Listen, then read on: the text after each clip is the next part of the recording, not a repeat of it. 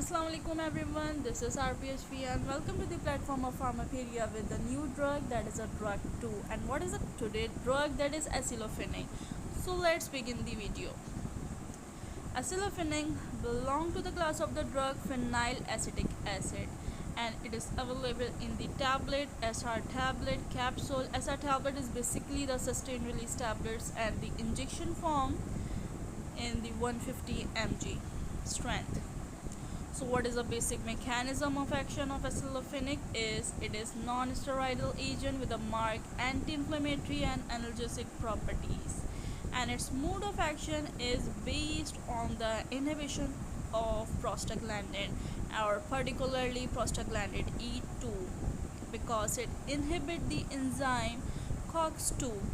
Cyclooxygenase have two types of the enzymes, COX-1 and COX-2, and acylfenane, that is a phenyl acetic acid, it inhibits the COX-2 enzyme. That's why it inhibit or interact the synthesis of PGE2, that is a pro-inflammatory PG.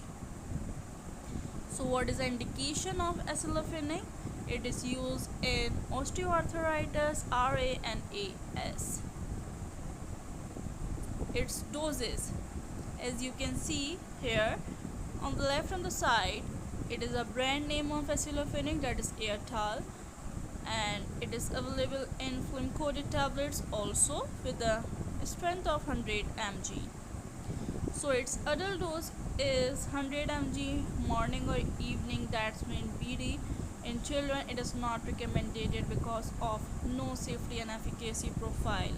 In injection it is available in 150 mg once or twice for 5 days. So its contraindication, it is contraindicated in peptic ulcer, GI bleeding, because it is NSAID, and moderate to severe renal impairment, aspirin or anti-inflammatory induced allergy. Now its precautions, it is used with precaution in the GI disease, renal, cardiac or hepatic impairment. Now its interaction, it is highly interacted with lithium, digoxin, because these two are the neurotherapeutic drugs, diuretics and other NSAIDs because of its synergistic actions, corticosteroid, cyclosporine, quinone, antibiotic and anti-diabetic.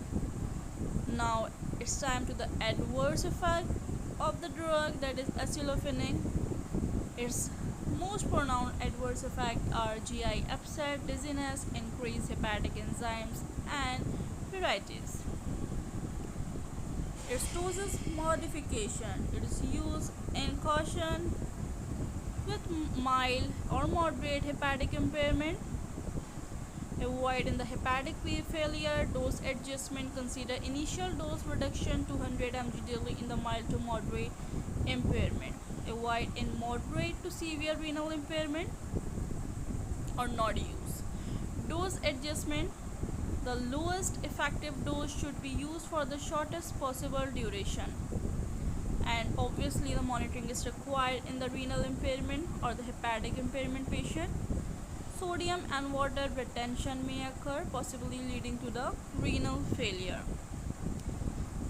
And in pregnancy, advise avoiding the use of the NSAIDs during the pregnancy because it crosses the placenta, and avoiding them unless the potential benefits outweigh the risks. NSAIDs should be avoided during the third trimester because use is associated with the risk of closure of fetal ductal arterioles in the uterus and possibly persistent pulmonary hypertension of the newborn. In addition, the onset of labor may be delayed and its duration may be increased.